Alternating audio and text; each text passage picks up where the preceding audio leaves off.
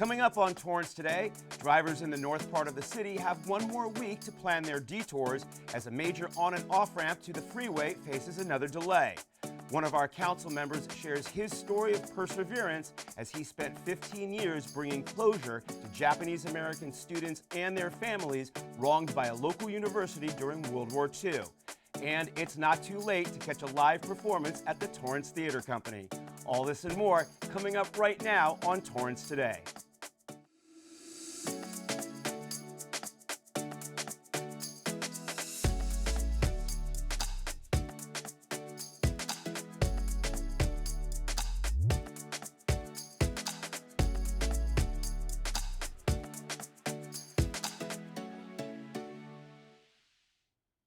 Welcome to Torrance Today. I'm Kirk Lyons. It's 4 p.m. on Monday, February 13th. I hope your week is off to a great start. Thank you so much for joining us. Here is our first story. City Hall is closed today in observance of President Abraham Lincoln's birthday, and so are courts, libraries, schools, and post offices. California is one of only 8 states that observe Lincoln's birthday as a public holiday. The remaining states recognize it as part of President George Washington's birthday, which is nationally celebrated on the third Monday in February and referred to by many as President's Day. There is also no street sweeping today, and any refuse and recycling pickup scheduled for today will take place tomorrow. And speaking of trash pickup, new organic waste rules have been in place for more than a month now, requiring residents to separate these types of items from general trash. California adopted Senate Bill 1383, requiring all communities to reduce the disposal of organic waste in landfills by 75% by 2025. The new law serves as a statewide effort to combat climate change by reducing emissions of short-lived climate pollutants. To achieve this, the city has launched an organics waste recycling program for residential customers. Since January 1st, in addition to green waste such as lawn clippings, twigs, or other things you pick up during your yard work, the city is asking residents to throw away food scraps into the green bins as well. That could be anything from old lettuce to leftover spaghetti. You should also throw away takeout containers and other food and beverage holders that are disposable and made of paper. By putting such items into the green bins, they will get composted and no longer go into the landfill, which creates greenhouse gas emissions. Go to torranceca.gov/whatgoeswhere for more information. And commuters hopping on the 405 freeway in North Torrance have one more week to prepare for some major changes. For 1 month, starting Tuesday, February 21st, the ramps on 182nd Street between Crenshaw Boulevard and Van Ness Avenue will be closed. The closure was supposed to start today, but got pushed back again. The Caltrans-led project includes widening of the subject intersection and the addition of freeway on-ramps. Stay up to date on the latest announcements from the city, such as this ramp closure delay, by signing up for Torrance Alerts. And Councilmember John Kaji visited a church in North Torrance yesterday afternoon to talk about his 15-year journey to right the wrongs committed by his alma mater, USC, against the NISEI, or second-generation Japanese American students during World War II. In 1942, President Franklin D. Roosevelt signed Executive Order 9066, which relocated about 120,000 Japanese Americans to internment camps scattered throughout the country. The majority of them called California home, and while most colleges in the state tried to protect their NISEI students by asking universities outside the West Coast to accept them as transfers, USC was the only California college to give them up. The incarceration lasted 3 years, and when released, USC refused to admit the former students and would not provide transcripts when they tried to transfer elsewhere. Councilmember John Kaji played a pivotal role beginning in 2007 when he learned that USC erased the academic history of 121 NISEI students. He was the president of the USC Asian Pacific Alumni Association and pushed for the university to atone for its treatment of those students. Through perseverance and multiple letters to university officials, he strived to get a formal apology and an honorary degree to each of the 121 students. USC finally acknowledged its wrongdoing last year, spent months looking for student records, and gave out dozens of honorary degrees, many of them posthumously, more than 80 years after the students were forced to leave school. I decided that after talking to my parents, who were friends with many of those students at SC, that before they passed, we had a long talk, and I said, look, I'll do whatever I can to continue to push for this, because it's not so much for us personally, but this is for our community. And so I dedicated myself to making sure that I would do everything I could to get it done. Knowing that some of those USC NISEI were from Torrance, or some resided in Torrance, made it it made it personal, because having grown up in Gardena and Torrance, and being friends, classmates with many of their children, I knew that if we were going to represent the community and represent the family, someone had to stand up. And I looked around and I figured, well, if it's only me, I'll do it. It's actually a very touching story of what they went through. It's a story of love. It's a story of tenacity, endurance. Not only many of them suffered, but many of them did not hold grudges. I was very touched also with Councilman Kaji's 15-year effort just to keep on doing what the right thing. Never give up doing what the right thing. And I think it's a lesson for all of us. It's a lesson for me, just to see his personal conviction. And I hope it's a lesson that the young people of the community can take too. That when something's worth fighting for, stay at it. Kaji estimates about 20 of the students had ties to the South Bay.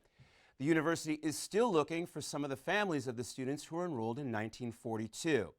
The college now also has a NISEI tribute rock garden on campus and invites the community to stop by. Councilmember Kaji plans to continue his efforts to raise awareness about this important part of history by making a documentary film.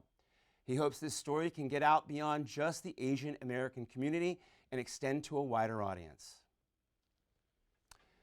El Camino College is learning how to best serve its students through a series of public forums.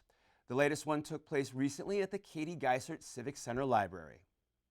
We're here today to take feedback from the community regarding our 10-year strategic plan.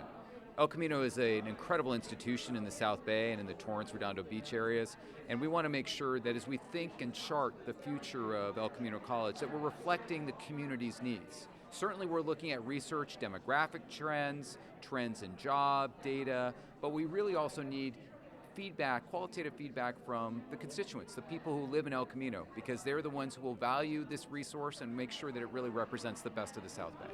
We got some great feedback today, heard some great ideas about internships, partnership opportunities, new programs that we can start. We also got some good feedback about things that we need to stop doing or do differently. And that's what these conversations are about, helping us be a better institution for our community.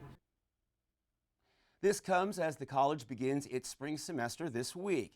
If you have yet to register for classes, it's not too late. The last official day to register is Friday, February 17th, but officials urge students not to wait much longer because classes fill up quickly. The Torrance Theater Company's latest production, called The Half-Life of Marie Curie, entertained sold-out crowds over the past couple of weekends, giving them a history lesson with a twist. It changed my entire life when I declared who I was. And who was that? A woman who knew her worth. I really was drawn to this play because of the historical accuracy and just the science. I have an associate's degree in forensic science, so I love that, and it's just, it's been a pleasure. I live right up the street. I can actually walk here, which has been amazing for rehearsals, so. I loved it. I thought it was a beautiful story, really well told, beautifully directed. The design was great, especially that set. And I thought the two actresses, Jen and Amanda, were brilliant. It's a fantastic story of friendship, just a pure friendship about two amazing women of science that had to persevere over all kinds of obstacles to do the great work that they did. So being able to bring these two people to life and to share what they accomplished as well as their deep friendship is really special. There are still 2 weekends left to catch the show, but tickets are selling fast.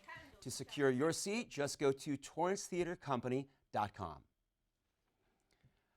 The Torrance Certified Farmers Market relaunched its food demonstration booth this month for the first time since the pandemic began. On Saturday, home cook Milian Chu entertained and inspired shoppers to try her take on a popular Lunar New Year inspired salad. This is a Happy New Year. It's a year of a rabbit. So that's a happiness, that's a blessing. So I want everybody to stay healthy. Today, I decided to make Chinese chicken salad with fresh ginger dressing.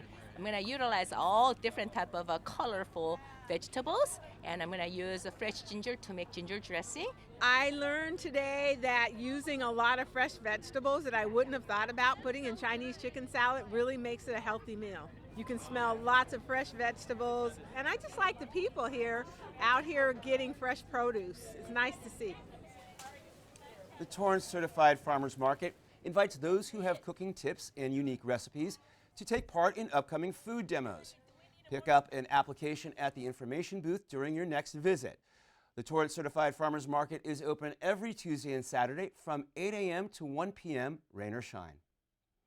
And still ahead, it's Mindful Monday, and we take a moment to reflect on the meaning behind this holiday when we come back in 60 seconds.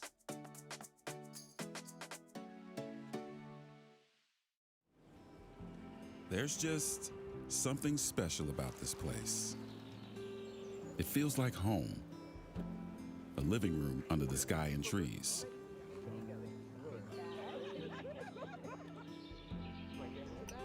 I know, right?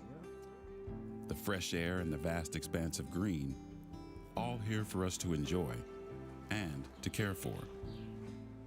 We have a responsibility to look after this earth we call home, to preserve it for generations to come. Every small action contributes to a bigger change, and every one of us can make a difference. The forest feels like home, a place where memories are made.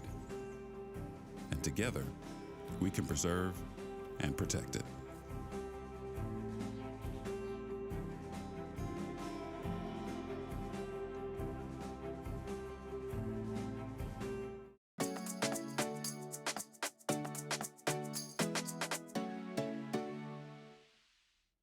At the end of every episode of Torrance Today, we want to share a positive story that fits the theme for the day. On this Mindful Monday, let us take a moment to honor the former president whose birthday is the reason we observe today as a holiday. Abraham Lincoln was born February 12, 1809, in a log cabin on a farm in Kentucky. He was mostly self-educated, but by the age of 27, he'd already become a lawyer and ran for political office. While serving in the U.S. House of Representatives, Lincoln introduced legislation to end slavery in the District of Columbia. On November 6, 1860, Lincoln became the 16th President of the United States. Fearing he would abolish slavery, 11 states seceded from the Union, sparking the American Civil War. With his life in danger from the beginning of his presidency, Lincoln led the Union throughout the difficult four-year war, eventually prevailing and bringing about the emancipation of the slaves. On April 14, 1865, during his second term as president, Lincoln was attending a theater performance when he was shot by John Wilkes Booth, a pro-slavery advocate. President Lincoln died the next morning. So on this day that celebrates Abraham Lincoln, let's remember a man who came from very little but accomplished a lot. And let's not forget the sacrifice he made for the inalienable right to freedom for everyone. Well, that's our show for today. Let us know if you have a positive story to tell by emailing us at torrancetoday@torranceca.gov. Thank you for joining us. We'll see you back here tomorrow with more news from and for our Torrance community. Have a great day.